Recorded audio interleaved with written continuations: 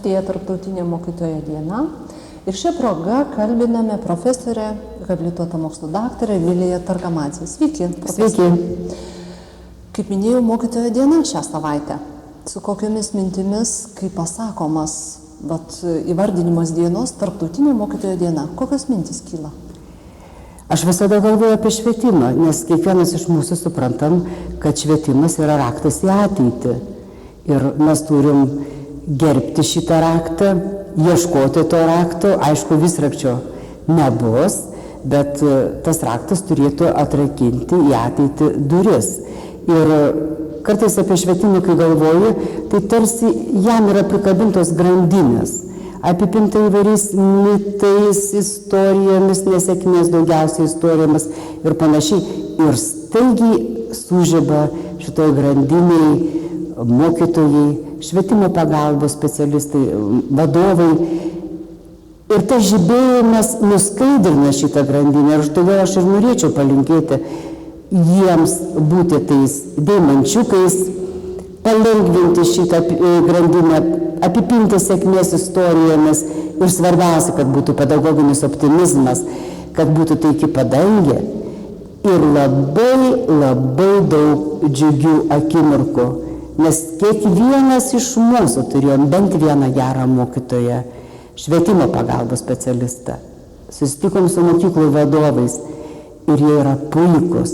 Tikėkit savimi, nes švietime tikėjimas ir pasitikėjimas yra patys svarbiausi dalykai. Paminėjote mokytoją. Ar prisimenate jūsų mokymosi laikais? Kas jums buvo geriausias tas mokytojas? Apibūdinti būtų labai sudėtinga, bet aš turiu pasidžiaugti, kad mano pirmoji mokytoja ir dar yra gyva. Ir aš ją visą laiką aplankau ir mokytojų dienos progą taip pat planuoju aplankyti, būsiu ne per pačią mokytojų dieną, bet būsiu Panevėžy, rugsėjo 1 progą pasveikinu, buvau susitikusi. Mokytojas tai yra tas žmogus, kuris sugeba prisiliesti prie ugdymo versmės, tos gaivios ugdymo versmės. Ir jie yra labai skirtingi. Ir aš labai džiaugiuosi, kad mokytojai yra skirtingi, kaip ir mes visi esam skirtingi. Ir jie turi būtent tą stebuklingą raktą. Ir niekas negali šiandien pasakyti, ko yra daugiau ugdyme, ar meno, ar mokslo. Todėl ir norisi, kad mokytojai būtų ir menininkai, ir nepasiklystų moksle, ir mokėtų kartu, bendradarbiaudami su ugdytiniais, konstruoti tą ugdymo procesą. O visokių ten nesėkmių gali pasitaikyti, bet kiekvienas iš mūsų, jeigu praklumpam, tai ir keliamės paskui. Nebijokim ir bandyti, nebijokim ir suklysti. Ir svarbiausiai, mokėkim pasimokyti iš svetimų klaidų, nes iš savų tai būna labai skausminga mokytis. Įsivaizduokime, turime burtų lazdelę ir jūs, patampate švietimo srityje vadovų ir turite visas galias. Ką darytumėt? Pirma, tai manau, kad autonomija.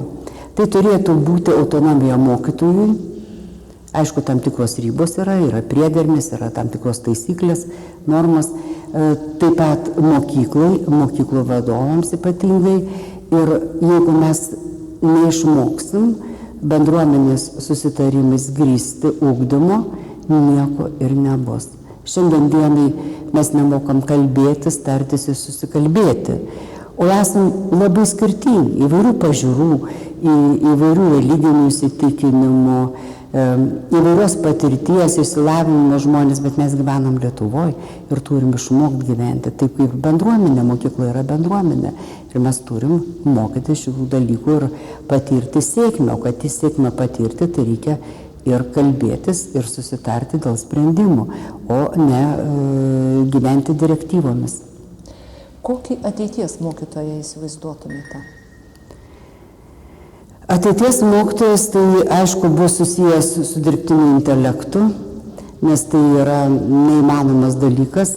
Dirbtinis intelektas ateina į mūsų gyvenimus, jis jau yra mūsų gyvenimuose, tai gal mes netiek jį pastebėm Ir mokytoja, aš įsivaizduoju, dirbanti netokioje mokykloje, kokie yra dabar, nes yra įvairūs mokyklos modeliai ir mes esame per daug užsisklendę ir tiesiog esame tokiame kaip narve patalpinti, nepraskleisdami didesniam galimybėm ir perspektyvom savo ugdymo, mokymo ir visokių kitų galimybių.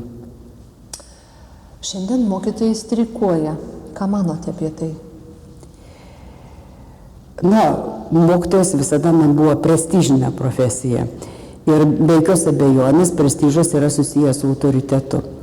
O mokytojai, kadangi yra labai daug manipulacijų, jie tiesiog neapsikentė ir dėl atlyginimų, kai tau sako, kad tu gauni 1400, o yra skaičiuojama asmenį ir dar nelabai aišku, pagal kokią metodiką iš tikrųjų gauni 8 ar 900, geriausiu atveju virš 1000, tai yra skaudu, kai tave visuomenės akise tiesiog žemina, kad tu neteisingą informaciją skleidi. Toliau yra labai daug pokyčių ir tie pokyčiai yra neparengti įgyvendinimui, aš turiu omeny ir bendrasias programas, kad vadovėlių nėra, svarbiausia, kad mokymosi medžiagos nėra mokiniams, kai įvairios programos naujos ateina ir tu paskutinę akimirką gauni tas programas ir turi iš naujo rengtis. Ir daugelis kitų dalykų, tai mokytojai ir nori pasakyti, kad reikia vieną kartą sustoti ir viską daryti susitarus ir planingai, nes mes puikiai žinom, kad greitus darbus, kas eina šunį ant uodegos. Na, o jeigu galvotumėm apie ateitį, apie perspektyvas, ar įmanomas tas, kaip jūs sakote, susitarimas, komunikacija, bendrystė, kad viskas ne politinė ta prasme keliautų, bet švietimo politinė prasme?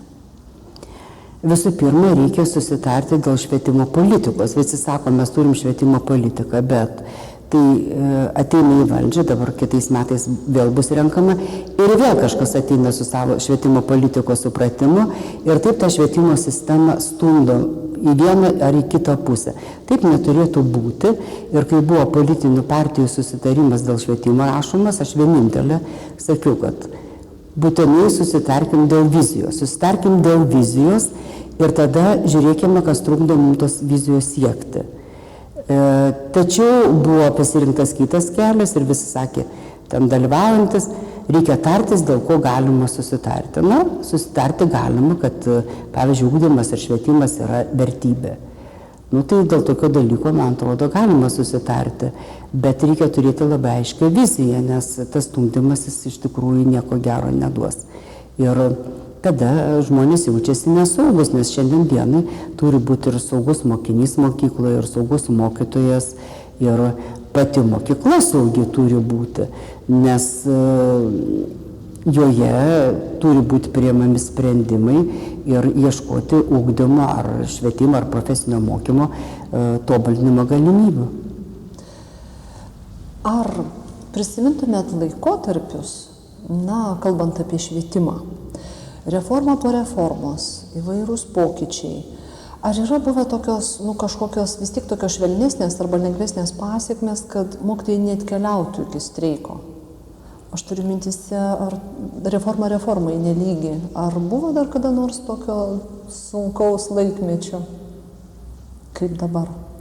Man atrodo, buvo labai didelis susitelkimas. Aš norėčiau nuo pozityvo pradėti nepriklausomybės pradžioj, kai mes visi susėdom ir šviesos atminties daktarė Meilė Lukšienė ir daktaras Žibartas Jaskūnas ir daugelis mūsų, kai dirbom švietimo reformos centre, paskui buvo ten pavadinta pedagogikos institutu ir buvo daug tarimosi, buvo daug diskusijų ir buvo aišku susitarta dėl metodologijos ir va tas tarimas labai švelnėjo, nes įsivaizduoju, kad reikėjo pakeisti visą švietimo sistemą, tai nebuvo taip paprasta.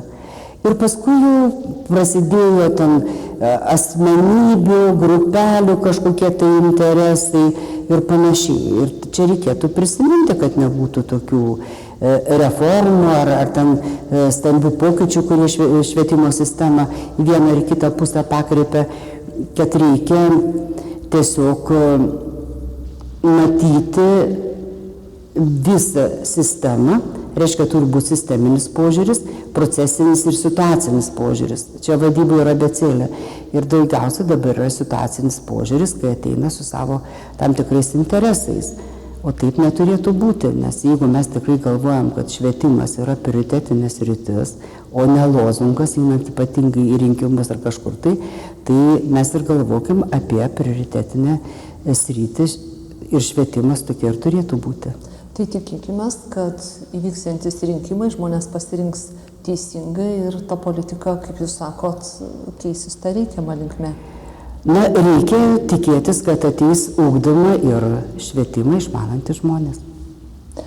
Ir ką jūs palinkėtumėt ne tik tai mokytojams, bet ir mokinių tėveliams, nes jie turbūt irgi labai stresuoja dėl šiandieninės situacijos.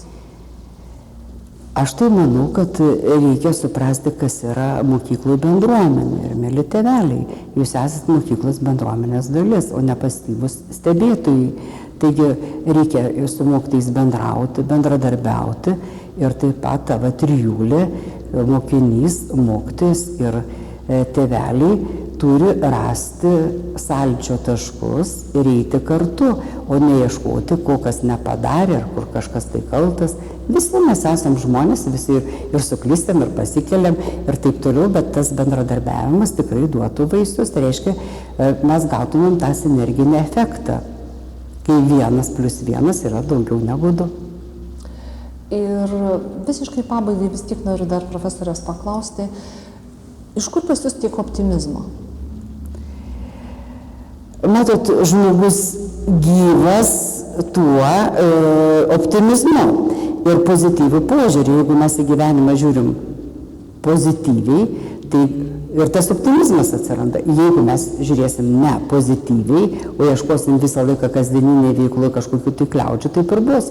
Tai aš už tai ir linkiu daugiau optimizmo ir pozityvaus požiūrio, o sprendimus visada galima surasti. Ačiū už palinkėjimus. Ačiū Jums.